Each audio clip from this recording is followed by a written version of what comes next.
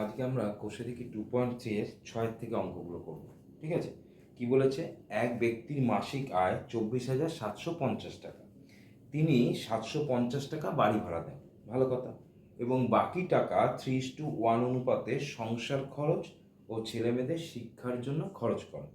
তাহলে তিনি কত টাকা সংসার খরচ করেন? শুধু সংসার খরচ চেয়েছে। তাহলে আমাকে কি বলেছে? তার মাসিক আয় কত? 24,750 টাকা। ভালো কথা। সেখান থেকে 750 টাকা বাড়ি ভাড়া দেয়। তার মানে সে যে 24,750 টাকা মাসে আয় করে, সেখান থেকে 750 টাকা যেহেতু বাড়ি ভাড়া দিয়ে দিচ্ছে, তার মানে 750 টাকা কী হবে? তার মূল যে টাকা 24,750, সেখান থেকে কী হবে? মাইনাস হয়ে যাবে। তাহলে আমরা করি। তাহলে ব্যক্তির মাসিক আয়, তাহলে এক ব্যক্তির মাসিক আয় সমান সমান 24,750 টাকা। ঠিক আছে? সেখান থেকে তিনি 750 টাকা কি হচ্ছে? বাড়ি ভাড়া দিচ্ছে। তাহলে বাড়ি ভাড়া দেন কত? 750 টাকা। ওকে, তাহলে 0,0,0,24,000। তাহলে বাকি থাকে তার মানে তার কাছে বাকি আছে কত? 24,000 টাকা। ঠিক আছে? এই যে 24,000 টাকা বাকি আছে, এই টাকাটাকে তিনি কি করছে? 3:1 অনুপাতে বলেছে সংসার খরচ আর ছেলে মেয়েদের শিক্ষার জন্য খরচ করো। তাহলে সংসার খরচ ও ছেলে মেয়েদের শিক্ষার জন্য খরচ করেন কত? 3:1 হলো। তাহলে সংসার খরচ ও ছেলে মেয়েদের শিক্ষার আনুপাতিক ভাগ হারের যোগফল সমান সমান কত হচ্ছে? 3 + 1 সমান সমান 4। ওকে, তাহলে বলেছে তিনি কত টাকা সংসার খরচ করেন। তাহলে শুধু সংসার খরচ চেয়েছে। তাহলে অতএব সংসার খরচ করেন সমান সমান, প্রথমেরটা আমার সংসার খরচ, তাহলে 4 ভাগের মধ্যে 3 ভাগ, 3/4 ইন্টু কত টাকার বলেছে? যে বাকি টাকাটা আছে 24,000 টাকা। 4 6 24, 6,000। তাহলে 3 6 18,000 টাকা। ওকে, এইটা হচ্ছে তিনি সংসার খরচ করেন। আর যদি আমাদের কি হতো? ছেলে মেয়েদের শিক্ষার খরচ বলতো, তাহলে আমরা করতাম ছেলে মেয়েদের শিক্ষার খরচ 1/4 ইন্টু 24,000 করলেই আমাদের কি হতো? ছেলে মেয়েদের শিক্ষার খরচ বেরিয়ে যেত। মনে থাকবে? এবার দেখো 7 নম্বর অঙ্কটা। 7 নম্বর অঙ্কটা কি বলেছে? বিবেকানন্দ যুব পাঠাগারে কোনো এক বছর 74,350 টাকা সরকারি অনুদান পেয়েছে। ঠিক আছে? 74,350 টাকা সরকারি অনুদান পেয়েছে। 4,350 টাকা চাঁদা আদায় করেছে। পুরনো কাগজপত্র বিক্রি করে তিনি কত পেয়েছে? 1,300 টাকা। যদি সব টাকায় নতুন বই কিনতে, পুরনো বই বাঁধাতে এবং পাঠাগারের কর্মচারীদের বেতন দিতে 15:3:2 অনুপাতে খরচ হয়, তাহলে আমাকে বের করতে বলেছে কত টাকার নতুন বই কেনা হয়েছে। তাহলে অঙ্কটা কি বলেছে? যে বিবেকানন্দ যুব পাঠাগারে কোনো এক বছরে 74,350 টাকা সরকারি অনুদান পেয়েছে। ভালো কথা। 4,350 টাকা চাঁদা আদায় করেছে। ভালো কথা। এবং পুরনো কাগজপত্র বিক্রি করে 1,300 টাকা পেয়েছে। তার মানে সব টাকাটাই তাদের কি হয়েছে? গেইন হয়েছে, মানে সব টাকাটাই তাদের নিয়েছে, এনেছে। তাহলে প্রথমে কত? 74,350 টাকা সরকারি অনুদান, 4,350 টাকা চাঁদা আদায় করলো এবং কাগজপত্র বিক্রি করে 1,300 টাকা। তাহলে টোটাল কত টাকা হচ্ছে আপনাকে বের করে নিই, মানে কত টাকা তার আয় হচ্ছে। তাহলে সরকারি অনুদান পায় 74,350 টাকা। আচ্ছা, চাঁদা আদায় করলো,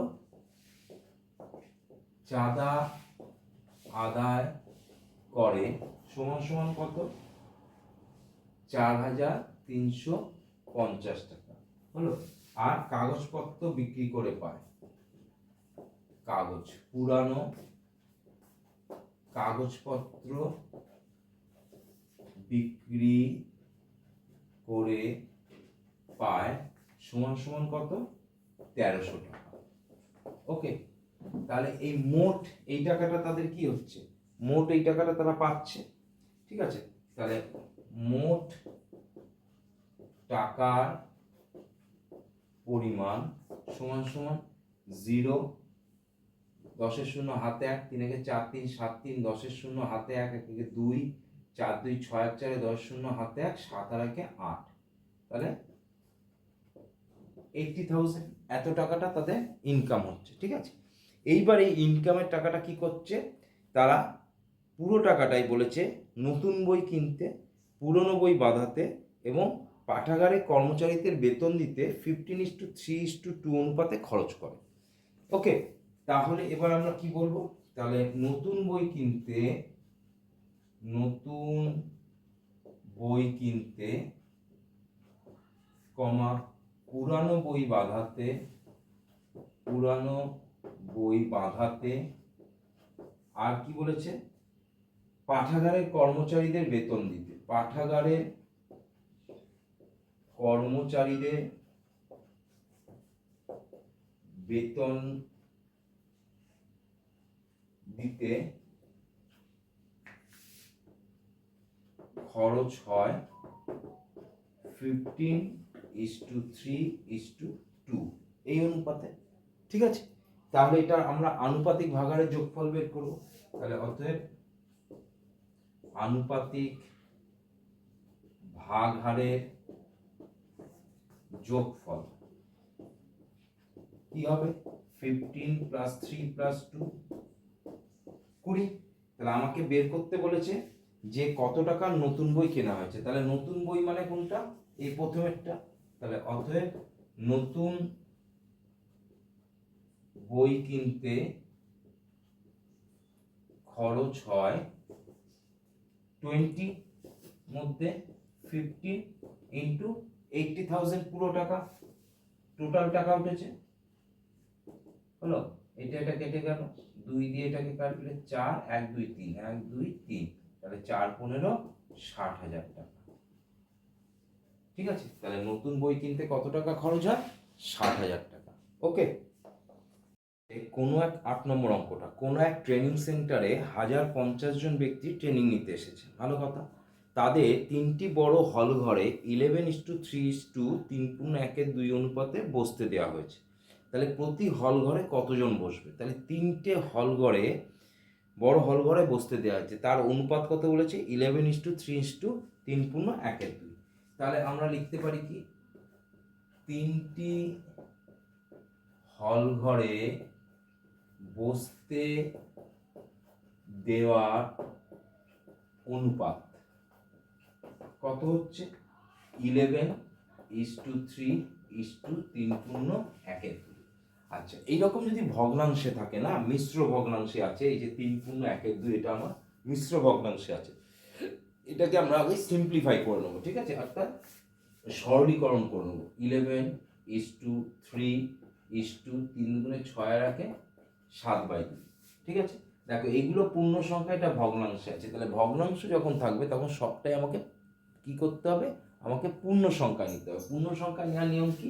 এদের নিচে কিছু নেই মানে 1, তাহলে 1 1 আর 2, তাহলে এই নিচে যেগুলো আছে হরগুলো, এগুলোকে লসাগু করব। তাহলে 1 1 আর 2 এর লসাগু কি হয়? 2।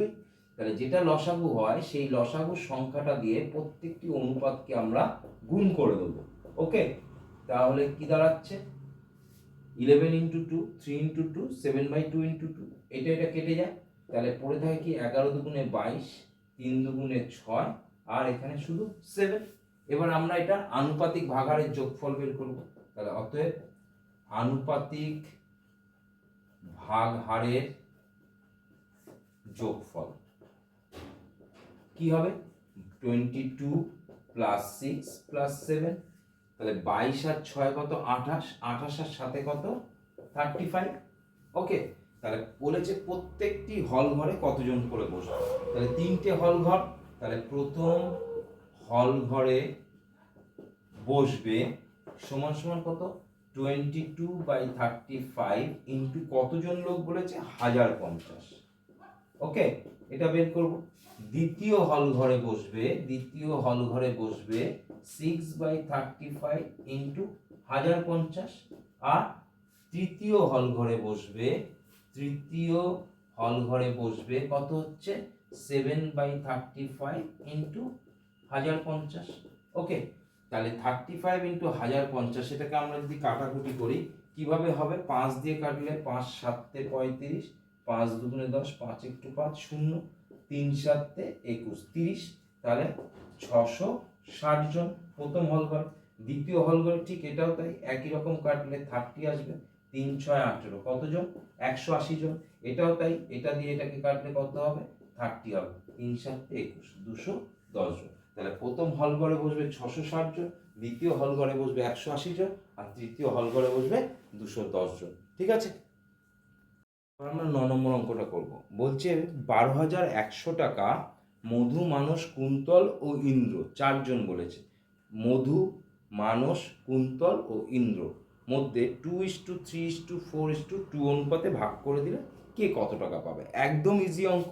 ঠিক আছে, তাহলে মধু, মানস, কুন্তলের ও ইন্দ্রের অনুপাত কত, পাওয়া টাকার অনুপাত 2:3:4:2।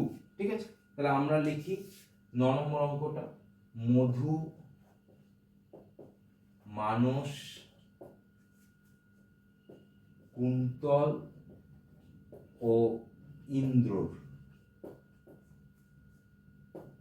টাকার অনুপাত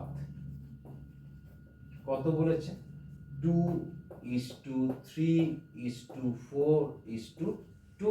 ঠিক আছে, তাহলে অতএব আনুপাতিক ভাগ হারের